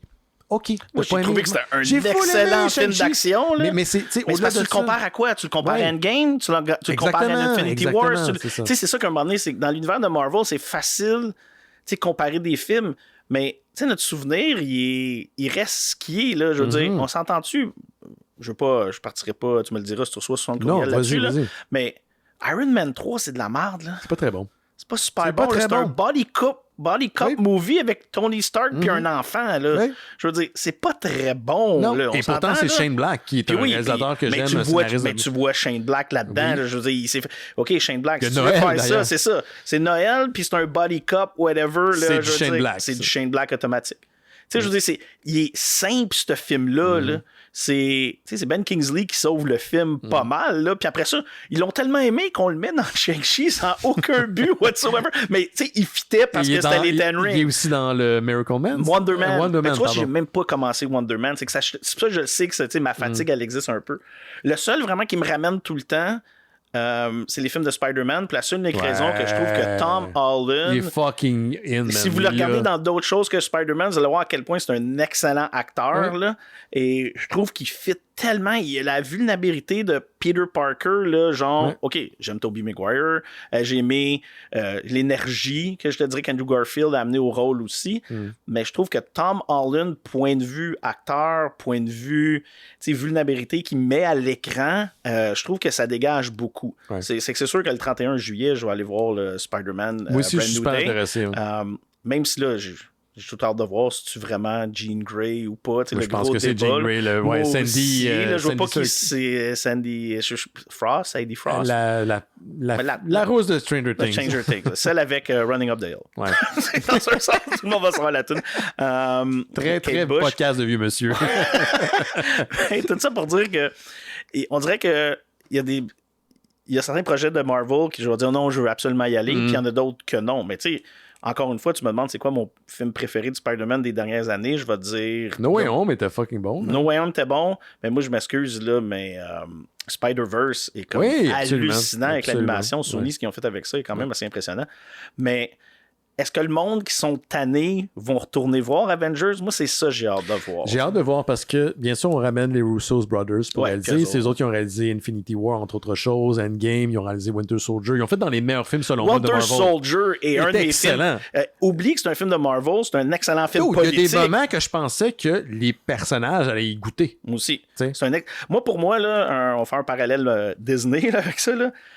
Winter Soldier, à lui seul, enlevé de l'univers de Marvel comme tel, est un excellent film géopolitique. Pour la même raison que Andor, dans la série Andor, qui est pas dans... Puis la série Andor et Rogue One, t'enlèves ça de l'univers de Star Wars, c'est un excellent film de guerre. C'est des excellents... Tu vois comment une rébellion peut prendre... Tu sais, quand j'avais 6 ans, puis j'écoutais New Hope, puis les rebelles, il y avait des bases, puis il y avait des vaisseaux, mon cerveau de petit gars, il se demandait pas où ils ont trouvé l'argent pour faire ça. Tu comprends-tu? Andor saison 1, mais particulièrement saison 2, c'est un récit d'une faction qui s'oppose à un empire despotique intergalactique. Enlève Star Wars l'équation. Ça fonctionne ça fonctionne super bien. Ben c'est dans les moments les plus beaux et stressants. Il y a une affaire qui s'est passée dans Endor, puis sans vouloir le spoiler, quoique c'est sorti depuis un bout de temps. À la fin, je pensais pas que je pouvais carry parce que je sais comment ça finit pour ces personnages-là. Ouais, c'est vrai. Puis tu finis par carry parce qu'il y a un élément qui est développé. Puis j'ai fait comme you stupid fuck Ben. Genre, tu dis toujours de donner la chance au coureur, puis tu t'es enfargé. Ils ont trouvé une façon créative de faire que tu cares. Puis je suis comme, merci de me surprendre, man. Merci de me surprendre de faire de la bonne fucking TV. Genre. Puis à cause de ça, je pense que c'est ce que les Russo Brothers vont amener à Doomsday. J'ose espérer. À cause de ça. Puis j'espère Doomsday, excuse. Puis je fais juste espérer qu'on tombe pas trop dans la nostalgie non plus, puis qu'on laisse place à le futur. Parce qu'à un moment donné, on va dire ce qu'on voudra. Je veux dire, Hemsworth vieillit. Je veux dire, Robert Downey Jr. vieillit. Chris Evans vieillit aussi. À un moment donné, il ne sera pas Captain America pour les 25 prochaines années. Kevin Feige, qui est le grand dirigeant de tout ça, de Marvel Studios, a dit qu'il y avait des plans jusqu'en 2000 cuc. Genre, on parle 42, je pense c'est loin. Là. On s'entend, c'est pas des trucs qui vont nécessairement se concrétiser, mais il y aura éventuellement un changement de garde en termes d'acteurs puis tout ça. Puis c'est un peu là où je voulais aller avec Avengers, c'est que toi et moi, nous avons probablement lu la série de Jonathan Hickman sur Marvel Comics de 2015, qui est très Secret Wars. Il y en a eu plusieurs Secret Wars. Il y a eu l'original. Avec le Beyonder. Avec le Beyonder, il y a celle de Bendis début 2000. Puis il y a eu celle de 2015, il y a 11 ans de ça. Puis justement, c'est l'idée où il y a des mondes parallèles qui se rencontrent et qui finissent par fusionner pour en faire un monde unique sous la tutelle de Doom. Et j'ai l'impression que c'est ça qu'on fait. Là. Ce qu'on nous présente dans la bande-annonce, c'est des théories que les gens avaient depuis longtemps. C'est l'idée que les films de X-Men de la Fox, qui maintenant appartiennent à Disney, avaient leur propre univers, parce que dans le temps, c'était juste les droits des X-Men. Mais là, on y va d'une approche très comic bookienne. Maintenant qu'on fait tous partie de la même famille, on va vous faire rencontrer. Et ultimement, pas dans Doomsday, mais le prochain, l'année d'après, c'est une grande fusion. Pas un reboot, je veux pas dire ça, mais on relance un univers unifié. Au-delà de Battle War, je pense que après, il va y avoir des X-Men dans le futur MCU, il va y avoir des Fantastic Four. Tous ces personnages-là vont être ensemble. Je pense que, puis encore une fois, là, on va faire des spoilers de la bande dessinée. Là, désolé, là, on geek out. Je pourrais pas commencer à parler de ça un peu. Là. sais, le concept, encore une fois, de Hickman, qu'on l'aime ou qu'on l'aime pas, OK? Là, ça, qui est un auteur de bande dessinée un connu. auteur de bande dessinée. Tu sais, il aime beaucoup de faire de l'autostimulation, là, lui, comme on dit, mais le concept qu'on prend des personnages déjà existants dans l'univers de Marvel. Lui, des fois, il invente des nouveaux personnages, mais des fois, il prend des personnages existants, puis il amplifie leur pouvoir, ou il utilise leur pouvoir, tu sais, à ce qui aurait dû être utilisé il y a 20 ans. Et pour vous mettre dans le contexte, quand il y avait les Incursions, on a commencé à voir ça dans le dernier Doctor Strange. Ouais. Le film ou le film. Ouais. Le film, tu sais, à la fin, il y a Clea qui va éventuellement devenir sa femme, là, qui dit We need to stop the incursion, puis ainsi de suite. Ça, c'est ce que s'appelle les mondes. C'est Clea qui devient comme la femme de Doctor Strange, ainsi de suite, dans les comics. Elle recrute pour battre les Incursions. Les Incursions qu'on voit dans l'annonce, quand on voit Patrick Stewart, Charles Xavier regarder par la fenêtre, puis on voit une ligne dans le ciel. C'est que c'est des mondes, c'est des univers qui vont se frapper ensemble, qui vont soit comme éliminer un ou les deux, puis là, le monde chacun essaie de battre, veut pas que son univers survit. Mais Dr. Doom, ce qu'il fait là-dedans, c'est qu'il essaie d'absorber, puis il utilise le Molecule Man dans chaque univers pour le créer dans une genre de bombe en même temps, genre qui va juste... Puis c'est là qu'il arrive, qu'il fusionne. Moi, j'ai l'impression que le film va commencer, que Doom va être comme gentil, puis qu'il va virer de bord, puis qu'il va essayer d'absorber pas mal, qu'il va comme trahir, parce que dans la bande-annonce, on voit Thor attaquer Doom. Ouais, qui l'arrête avec deux doigts, là, tu sais, genre, dans un sens, Stormbreaker. Ça fait que... Mais, tu sais, Marvel a toujours, depuis les dernières années, je pense, joue un peu avec leur trailer, ils enlèvent des affaires, puis ensuite, surtout de celui-là de Spider-Man. Et là, je pense qu'il y a une scène dans celui-là où on voit les 4 Fantastiques débarquer dans un vaisseau, puis il y a Thor dans le vaisseau avec eux autres, puis on voit comme quelqu'un en arrière qui n'a pas tout l'être là, qui peut être Doom là, dans un sens. Non, ça a déjà été adressé, c'est un emissary of Doom, mais cette équipe-là s'en vont vers une terre qui a une incursion. Fait que d'après moi, initialement, les héros, qu'importe, vont être contactés par Doom, puis comme tu dis, ils vont être de leur bord, mais soit c'est son plan depuis le départ, ou il va décider finalement de se dire « Hey, je me rends compte que je peux peut-être remodeler l'univers à ma façon. » À ma vision. Moi, ce que j'ai hâte, puis j'espère qu'on va passer de temps un peu dessus, c'est de donner... Je veux pas un origin story full Spider-Man de Doom, mais il faut que tu nous donnes un peu de crunch de pourquoi il est comme ça, un minimum, parce que tu peux pas assumer que tout le monde sait c'est qui Dr. Doom. Tu peux pas assumer parce que c'est Robert Downey Jr. qu'on va prendre pour lui automatique. Faut que tu me donnes un peu. Faut que tu parles de sa mère. Faut que tu parles de son... Tu sais, je veux dire, faut que tu me parles de son père. Faut que tu parles... Mais ils ont amené Mephisto dans Ironheart à la fin, qui est joué par l'excellent Sacha Baron Cohen. Oui. Moi, quand j'ai vu sa face, il était écœurant. Là, il l'a vraiment. Là. De tous les moments où les gens ont collé Mephisto au fil des années dans le MCU, c'est belle la série dans laquelle personne ne l'a vu venir. C'est ça, c'est que ça, c'est cool. Puis juste quand il rit, là, Dormammu Man, puis il rit, puis comme Dormammu, puis il rit lui. C'est écœurant, cette série-là, cette passe-là. Mais c'est pour ça que là, je trouve qu'il manque des personnages clés pour un Doomsday. Je suis comme, you Doctor Strange. On l'a pas vu dans le trailer, ça veut pas dire qu'ils sont là. Mais ils ont confirmé, je pense, que Captain Marvel n'est pas là. Je pense qu'ils ont confirmé qu'elle ne sera pas là. Mais pourtant, l'univers des X-Men a été comme montré, si tu veux, avec son dernier, avec The Marvels. Ouais, je sais. Quand, Photon, elle a plein de noms, là, mais moi je l'appelle Photon, se ramasse dans l'univers des X-Men. C'est que tout ça... Oui, mais ça peut être, c'est comme à la lutte, là. Je pense qu'ils peuvent dire n'importe quoi finalement. On va voir. Là. Mais on peut-tu, juste avant qu'on geek out solide, vas-y. How cool James Marsden en le full suit de Cyclope bleu et jaune. Oui. 90 tout le monde qui est vraiment 97 style comic accurate. J'étais comme... Mais Chris, pourquoi ils n'ont pas fait ça dans les années 90? Son suit, il est écœurant, man. C'est ce que j'aime. C'est le bout où comme le monde, ils savent que le public actuel qui amène leurs enfants, c'est genre des gars comme... Moi, j'en ai pas, mais c'est comme... C'est les X-Men que nous, on a connus. Là. Le simple fait qu'en ce moment, on a une série où est-ce que... X-Men 97, où il y a un moment où Bishop, dans la deuxième saison, dit « Let's take back the X-Men to the 90s ». Plus comme... Ouais, man.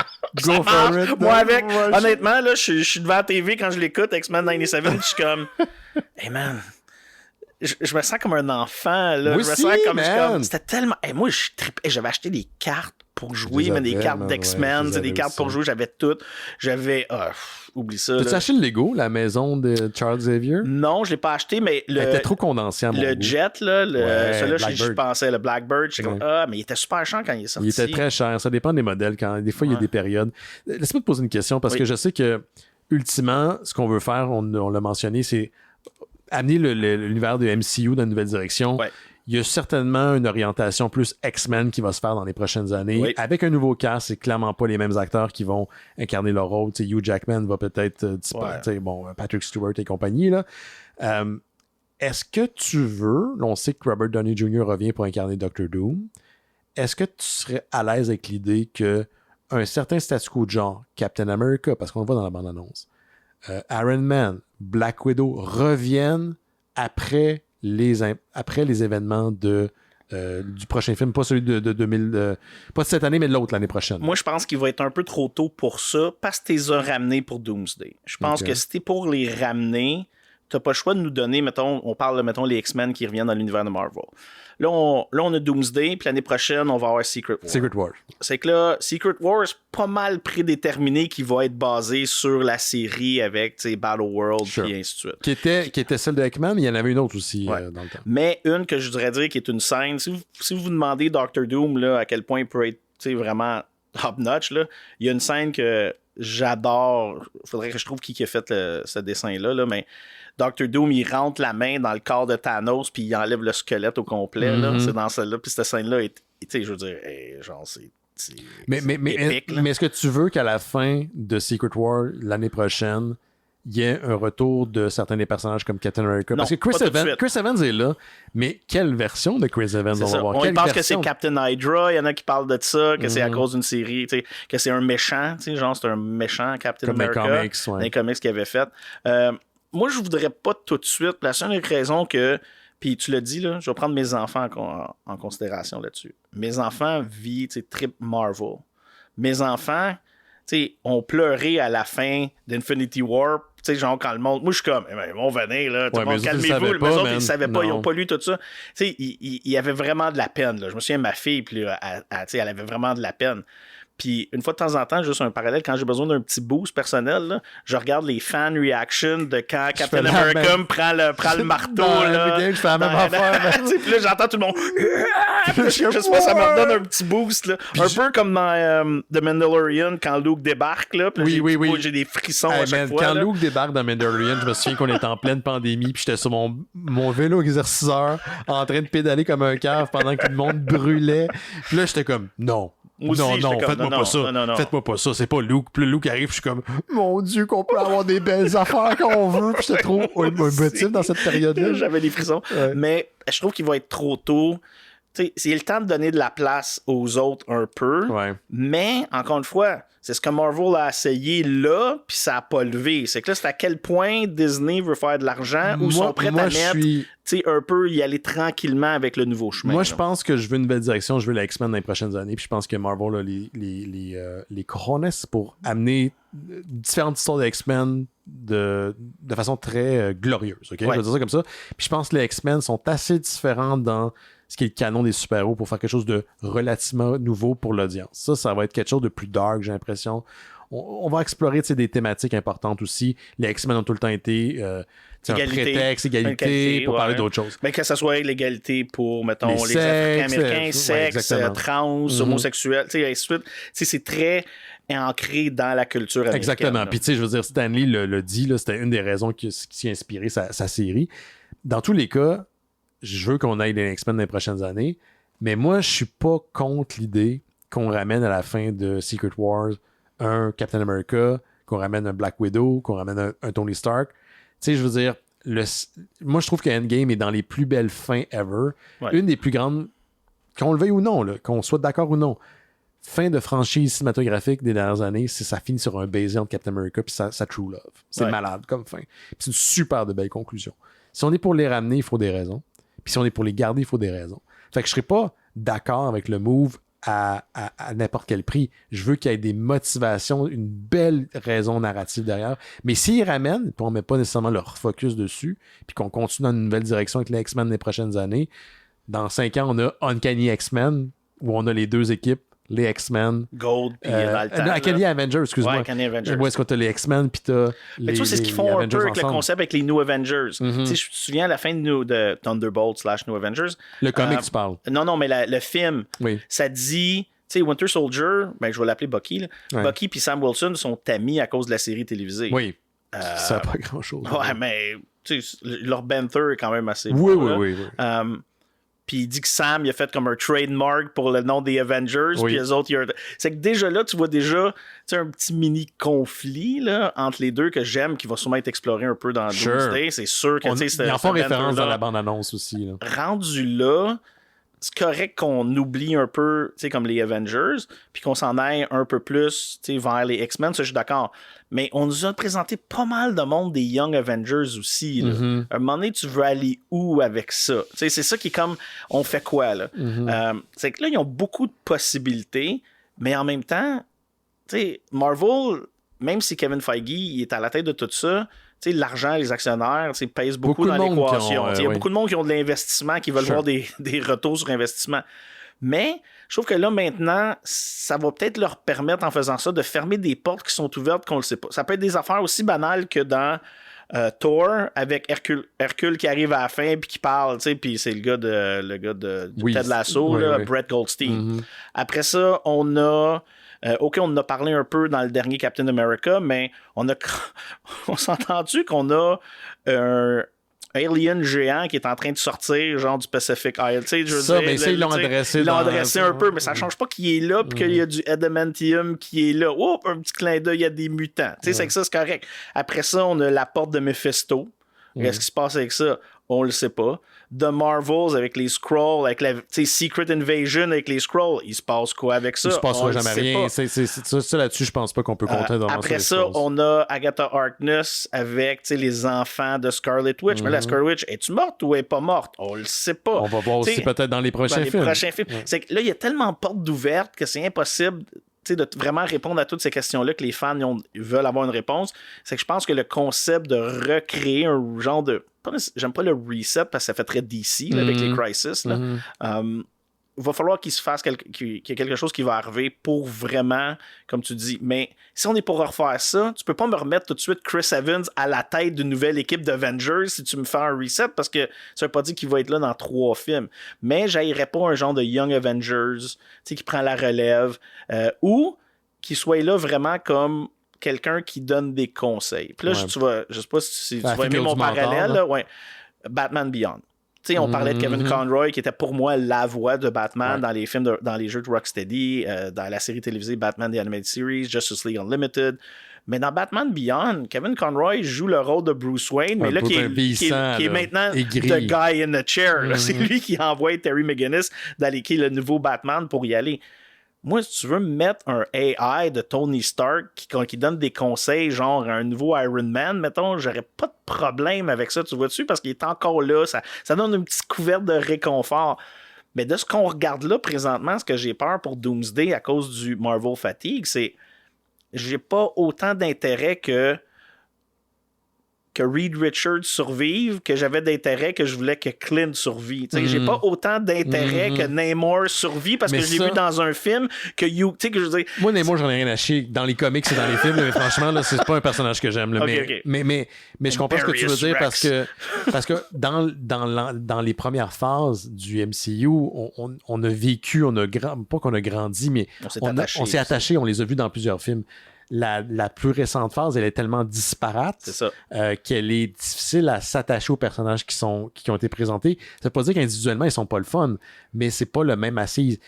Puis, tu sais, la nouveauté aussi est faite qu'elle est plus là. C'est pour ça que quand je parlais de la pandémie tantôt, avant, on courait les films. À chaque 2 mois, il y en avait 1, 3 mois. On y toujours allait. Voir le after credit scene. Ça fait partie du zeitgeist du moment. Puis que ce zeitgeist, ne soit pas pareil et différent aujourd'hui, c'est bien correct. C'est bien correct que ça ne tente plus d'aller voir tous les films parce que tu sais que dans 1 mois et demi ou 1 mois après, il va être disponible en VOD sur une plateforme quelconque. Désolé, là, tu me connais, des fois je prends des tangentes. Hier, j'ai écouté Masters of the Universe parce que tu sais, on s'en était parlé. Encore, mais là, il est gratuit sur Amazon Prime. Je l'ai regardé tout de suite. Je me suis dit, tu sais, une chance, j'ai pas été voir ça au cinéma. Mais il paraît que c'était bon, non? Non, c'était correct. C'est un mix nostalgie, mix humour, mais tu sais, ça aurait pu être un peu genre, c'est l'histoire le problème. C'est vraiment, il y a des bons bouts, puis les d'autres bouts, ça sonne un peu Hallmark movie, genre TV movie. C'est juste ça qui est écoute, des fois, ça fait du bien. Dernière question pour toi. Ouais. Futur du MCU, tu vois ça aller où? Moi, je vois ça, honnêtement, avec les jeunes. Faut qu'ils aillent chercher des acteurs. Tu sais, comme Iron Man a fonctionné à cause de Robert Downey Jr. Yeah, on se le cache, et John Favreau aussi. Juste on parlait de tangente, quel incroyable comeback de vie. C'était écœurant. Ce gars-là était rendu au fond du baril hollywoodien. Ouais. Puis il a non seulement changé sa carrière, il a changé sa vie intérieure. Je trouve ça génial. Ouais. C'est que le film a fonctionné parce que c'est John Favreau qui l'a écrit, puis c'est un geek. Ouais. Et c'est un très bon film, le premier était très bon. Puis c'est Robert Downey Jr. avec le charisme qu'il a fait au complet. Yep. Là, ça va faire presque... C'est en 2009, je pense, qu'il est 2008-2009. 2008-2009. J'ai retrouvé mon iPod. Mon iPod de l'époque. Je l'avais ripé. C'était pas une Zune, non? D'où il est dessus, mais mon iPod, j'ai retrouvé en déménageant. C'est 2008-2009. Ouais. C'est que, techniquement, là, presque officiellement, quand Secret Wars va sortir, ça va presque faire 20 ans qu'Iron Man est sorti. C'est que tu peux plus prendre quelqu'un comme Robert Downey Jr. puis dire c'est toi maintenant à la tête du MCU. Fait que tu veux recaster ou tu veux juste comme une autre orientation? Soit recaster ou soit on se concentre sur d'autres personnages puis qu'eux autres vont être intégrés après. Le problème, c'est que si tu fais un genre de melting pot reset du MCU après Secret Wars, qui, encore une fois, si on regarde Secret Wars, la bande dessinée, Stephen Strange travaille pour Doom. C'est un des seuls qui sait ce que Doom a fait, là, dans un sens. Puis ça finit pas mal que Doom l'a fait, mais il savait que Reed Richards aurait fait une meilleure job que lui. Genre, dans un sens. C'est que ça, c'est vraiment cool parce qu'à la base, ça vient entre l'ego d'un homme qui veut prouver sa supériorité à un autre gars, qu'il sait que l'autre va toujours être son super... Intérieurement, Doom sait que Reed Richards, pas qu'il est nécessairement plus intelligent que lui, mais à la base est un meilleur humain, dans un sens. Même si Doom se convainc qu'il y a juste lui qui peut sauver le monde, c'est une des raisons pourquoi je l'aime, parce que c'est un mix de science, magie, et ainsi de suite, mais il s'est auto-convaincu qu'il y a juste lui qui sait c'est quoi le mieux pour le monde au complet, puis il se cache même pas de ça. Si on est pour faire un reset de ça, je peux pas tout de suite avoir un origin story de Captain America. Je peux pas avoir... Non, je pense je pense que s'il y a un reset, il y a deux... En tout cas, il y a une chose qui est certaine. Le reset de l'univers des X-Men qui va se joindre au MCU à la fin sera recasté. Ça, il n'y a aucun doute parce que les acteurs sont vieillissants. On s'en va dans une nouvelle direction. Tu peux pas aller chercher de first class non plus. Je pense pas que quelqu'un, ils n'ont pas le goût de faire ça. Hugh Jackman pourrait revenir dans 20 ans pour jouer un Old Man Logan. Ça, je ne serais pas surpris, mais il faut qu'il recast. Je pense que si on repart l'univers, on n'a pas besoin de recaster Chris Evans maintenant. Je pense que je dirais même qu'on n'a pas besoin de recaster Robert Downey Jr. Je pense qu'ils peuvent rester. Je pense qu'ils peuvent être... Mais pas être le plan numéro 1, genre? Ah, mais je dirais pas qu'ils vont pas être le plan numéro 1. Je pense que il faut qu'on fasse en sorte que quand ils arrivent, ça compte et c'est important. Okay, de la même manière qu'on peut pas avoir un event de comic book à chaque 3 mois, on peut pas avoir un film d'Avengers à chaque année. Même si, ultimement, c'est les films qui remportent. Ouais. Les Avengers, la façon que c'était présenté jadis, souviens-toi, surtout Infinity War et Endgame, c'était des crescendo. Ça peut pas être des films qu'on met à chaque trimestre. Ça n'a pas rapport. Sauf que, tu vois, la grosse différence si on compare avec Infinity War et Endgame, c'est que chaque film avant était comme une partie qui t'amenait vers l'histoire complète. Présentement, ce qu'on a, c'est pas ce qu'on a avec Doomsday. Non, exactement. C'est pour ça que j'ai hâte de voir comment on va tout ficeler ça ensemble. Comme, pourquoi, comme exemple à la fin de Shang-Chi, puis tu vois Wong qui arrive qui dit on a besoin de toi, il est arrivé telle affaire, tes rings, on sait pas c'est quoi, ça vient depuis le début, peut-être le début de l'univers. Je sais même pas si ça va être adressé. C'est ça. Il y a tellement d'affaires qu'on a ouvert que même des Eternals, la façon que ça termine, genre... Moi, je pense que les Eternals, par exemple, vont être dans le tiroir des cossins. Moi, je pense, ils vont jamais ils vont les ressortir dans le film Avengers. Pourquoi pas? Ils sont là, je veux dire, ils sont puissants. Ils s'en collent. Je sais, mais c'était quand même... mieux que je pense que si vous avez détesté Eternal, allez le réécouter avec la tête tranquille une deuxième fois, vous allez trouver que c'est meilleur que c'était supposé être.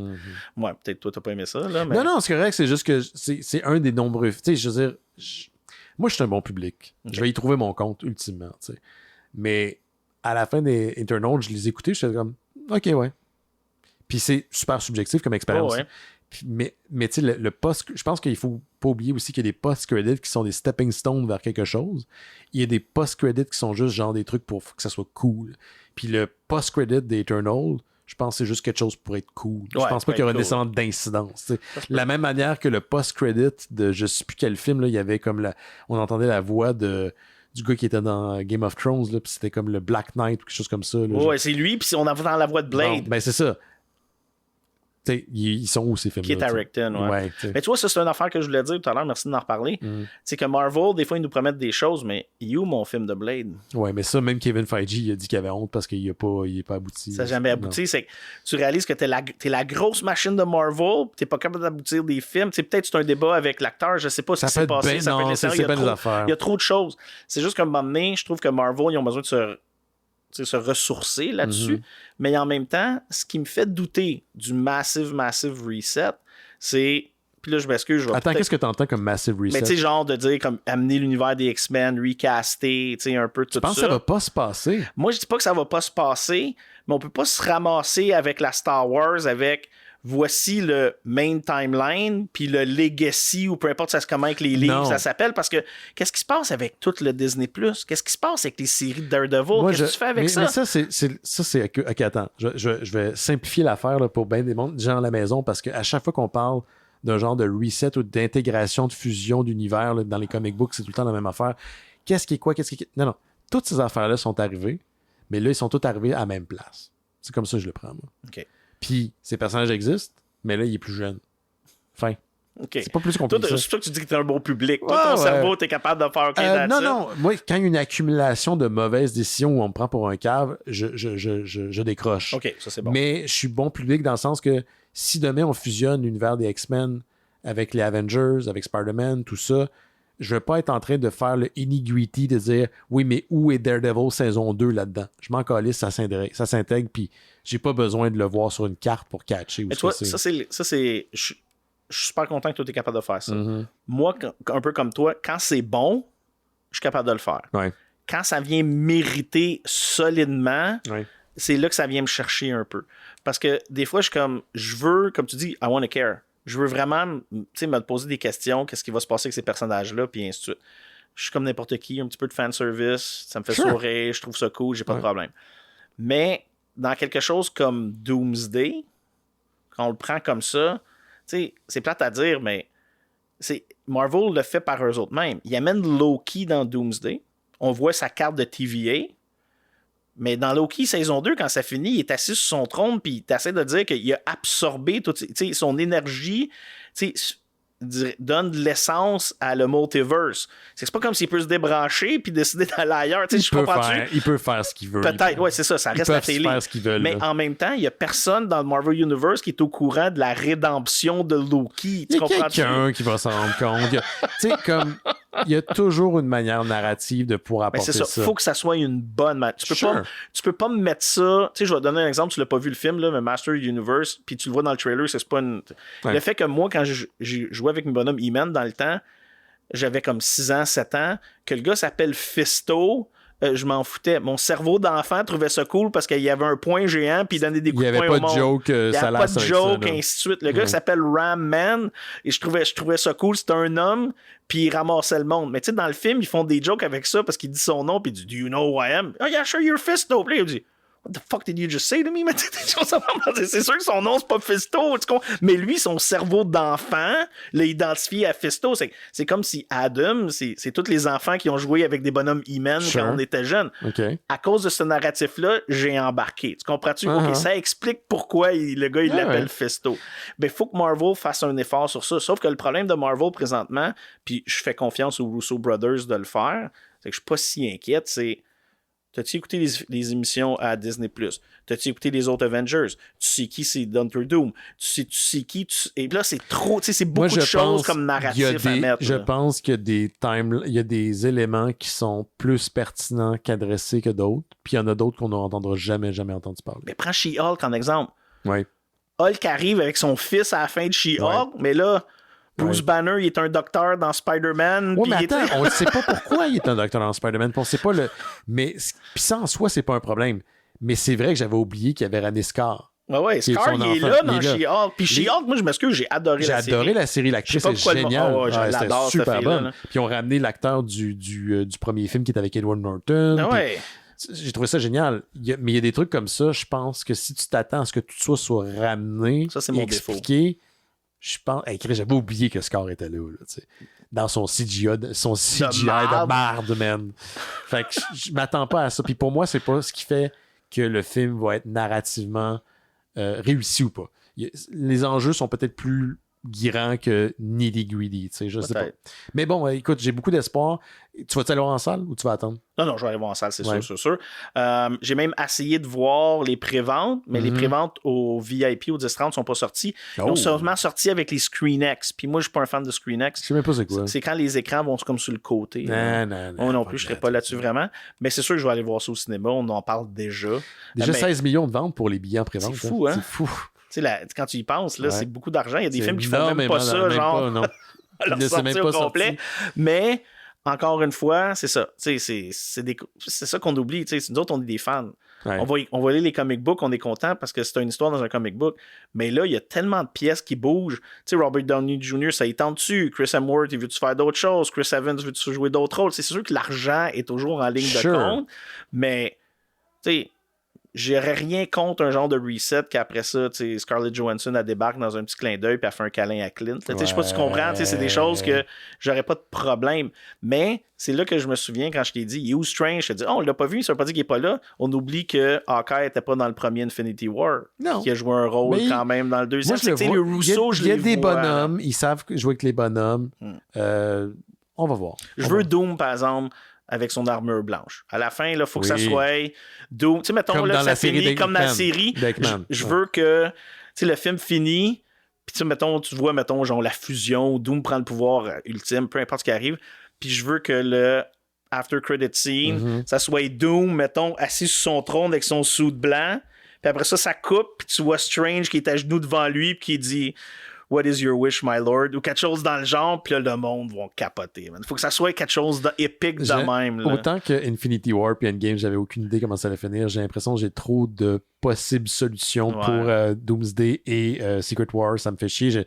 J'espère qu'ils vont être quand même en mesure de nous Parce que dans le premier Secret War, c'est là que Peter Parker pogne le Venom symbiote. Ouais, mais ça, là, garde... Ils vont-tu fusionner cette histoire-là un peu avec les Beyonders? On le sait pas. Ça prend du là. S'ils le font pas, c'est pas grave. Ils vont trouver une autre façon de le ramener. Mais, OK, d'abord, je vais te poser la question. Tu me poses une couple de questions. Ouais. On arrive avec... On intègre l'univers des X-Men dans le Marvel Cinematic Universe. Ouais. Quelle storyline tu veux en premier? Quelle storyline? Ouais, pour dire en 2026, 2030, peu importe, là, ben, ça sera pas en 2026, mais mettons avant 2030, on a un film des X-Men. Tu veux quoi? Tu veux-tu un origin avec les 5 originaux? Tu veux-tu, genre, les mutants existent déjà depuis une couple d'années? Je pense qu'ils vont exister déjà depuis une couple d'années. Il y a deux voies. Soit ils font le classique, on part du ground up, ou on tombe dans une histoire où ces personnages-là sont déjà en action depuis un bout. Ce qu'ils ont fait pour Spider-Man, ils n'ont pas fait d'origine dans le MCU. Il était déjà actif depuis un bout. On a assumé qu'on Puis les éléments narratifs de son origine, on les a compris, on les a appris au fil des années. Puis ultimement, le troisième film nous a amené vers ce qui était le Spider-Man qu'on connaît, celui dans le suit pas technologique, avec la fabrique, puis tout ça, puis tout seul, personne ne connaît son identité. Fait que j'ai pas vraiment de préférence. Je connais pas assez les storylines des X-Men. C'est sûr que je pensais à ça cette semaine parce que j'écoutais une vidéo YouTube, puis des fois, tu tombes dans des click-holes. Est-ce qu'il y a un film où on pourrait nous donner un Age of Apocalypse? Moi, je serais fucking down. Mais pour un Age of Apocalypse, il faut que tu aies une coupe de films des X-Men avant de pouvoir te rendre là. Moi, je peux te dire tout de suite, c'est pas un secret parce que tous mes amis le savent, Doctor Doom est mon personnage préféré de Marvel haut la main. Mon deuxième, c'est Mr. Sinister.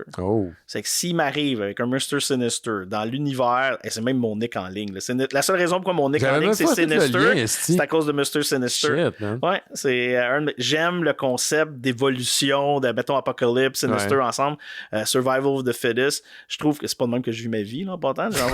Mes enfants, je les ai pas garochés dans la piscine à 6 mois, nage. Yann, c'est un suprémaciste. C'est ça, c'est pas ça pantoute. Mais j'aime le concept d'évolution génétique, j'aime le concept que la nature finds a way, c'est un peu Jurassic Park, là, à l'honneur de Sam Neill, j'ai fait cette phrase-là. Mais moi, je me dis, je pense qu'on en a assez, là. 2000 X-Men, Deadpool, Wolverine, on en a assez. Ça leur permet la chance d'avoir vraiment, tu sais, comme un canevas blanc Je voudrais pas un X-Men First Class. Je voudrais pas rien non, de moi ça. non plus. Moi, je serais plus d'accord que les X-Men sont là. Ils ont pris leur place dans le public. Ça fait 6 mois qu'ils sont là. Le monde les aime pas parce que c'est sont weird puis ils ont peur parce qu'il y a une fille qui passe dans les murs. Tu sais, des choses comme ça. Ouais. Mais si on est pour avoir un film X-Men, je veux pas qu'on s'en aille trop. Je veux qu'on aille une critique sociale, c'est sûr et certain. Sure. Ça fait partie de l'ADN. X-Men, ADN. C'est comme si ce serait le X-Factor. Le X-Factor des X-Men. Ouais. Mais je veux au moins des histoires humaines. Je veux voir le côté humain à l'intérieur des mutants, puis pas juste voir Colossus défoncer des affaires. Mais à la manière des films des X-Men, des X-Men, à la manière des films du MCU qu'on a eu dans les 15 dernières années, les films les plus intéressants, selon moi, ont été les films où le côté humain était plus mis de l'avant. Ouais. Une de mes séquences favorites de tous les films des Avengers, étrangement, c'est la scène de Dinner Party dans l'Avengers Star Wars. Dans le 2 Age of Ultron. Exactement. Puis ils décident s'ils sont capables de lever le bateau. Exactement. Ou pas. Ça, pour moi, c'est une scène... Camaraderie, scène tirée directement d'un comic écrit par Brian Michael Bendis, où Brian Michael Bendis a tout le temps été la meilleure... Brian Michael Bendis a tout le temps été la meilleure chose pour l'histoire puis la montée. La chute, où est-ce qu'il y a de la bataille, moins. Mais le storytelling des personnages, de connaître ces personnages, ça a tout le temps été le doux. Ouais, c'est parce qu'il en rajoute beaucoup. Ces conversations, des fois, sont longues. Moi, j'aime ça. C'est ça, c'est pas le style de tout le monde, Bendis. Mais Bendis va en mettre beaucoup sur l'interaction entre les personnages, puis je dirais les sentiments intérieurs extériorisés de ces personnages-là. Mon problème avec les X-Men, par exemple, qui me fait peur un peu, c'est comme tu as dit, un film d'Avengers, c'est un crescendo. Ouais. À cause du nombre de personnages qui sont dedans. Sure. Mais qui tu choisis comme personnage des X-Men? Qui tu mets à l'écran, puis combien de temps tu leur donnes d'écran pour que tu puisses développer le personnage? Tu sais, je veux dire, on s'entend Cyclops dans les films original d'X-Men, zéro développement de character, là, je veux dire. Puis on s'entend qu'après ça, Jean Grey le désintègre, puis c'est fini. Là. Tu comprends-tu? Il n'y a pas eu beaucoup. Oui. Mais c'était Storm, c'était Halle Berry qui était là, c'était Wolverine, c'était, tu sais... Oui, mais je te dirais que rendu là, c'est entre les mains des créateurs, puis c'est pas quelque chose qui m'inquiète plus. Je comprends parce que quand je lis un comic book ce qu'on appelle un team book, là, où est-ce qu'il y a plein de personnages en même temps qui appartiennent, il faut que tu donnes du temps d'écran puis du développement. Puis c'est sûr que c'est dans Infinity War puis dans Endgame, c'était facile parce qu'on les avait vus auparavant dans plein d'autres films. Je suis pas tant inquiet pour un film des X-Men. Je pense qu'il y a une manière de raconter une histoire qui reste comme... Peut-être ce qui va arriver un peu, c'est à la manière de... Je vais faire un saut du côté de DC Comics. T'as Justice League en série d'animation, puis après t'as eu Justice League Unlimited. Mon point étant, t'avais 3 personnages dans la première série, puis dans la deuxième, il y a eu plein d'autres personnages. Je pense Unlimited, il y en avait 60. Puis on n'avait pas besoin d'expliquer pourquoi il était là, tu comprenais qu'il faisait partie de l'organisation, puis je pense que les X-Men, puis ils l'ont fait même dans les films de Fox, là. La première équipe, c'était Jean Grey, Beast, Wolverine qui se joint à eux, Halle Berry avec Storm, Professor X, puis je pense que c'était that's it. Puis plus que ça allait, plus qu'il y avait d'autres personnages qui se joignaient parce qu'on l'expliquait en disant c'est une école. Fait que ça peut être la même affaire. T'sais. Si on y va, Dream, qu'importe Project, qu'importe comment ils vont l'atteindre, une époque Krakoa en film serait vraiment intéressant. Mais encore une fois, tu peux pas avoir Krakoa sans vraiment expliquer Apocalypse, tout le monde, un conseil. Il faut que ces choses-là, Age of Apocalypse, Krakoa, soient des, entre guillemets, des crescendo à ce que tu as établi auparavant. Moi, j'aimerais pas quelque chose qui tourne alentour, surtout d'actualité, je prends dire politique américaine, puis c'est pas une émission de politique, là, mais j'aimerais pas quelque chose alentour, mettons, d'un Hellfire Club. Sure. Quelque chose d'un groupe d'élite qui le savent, mettons que les mutants y existent, qui exploitent ça depuis des années, quelque chose de ce style-là, je pense que ça ferait comme un bon parallèle avec une critique sociale. Ceci étant dit, le problème avec les X-Men, c'est ils trouvent leur place où? Dans l'univers de Marvel aussi au complet.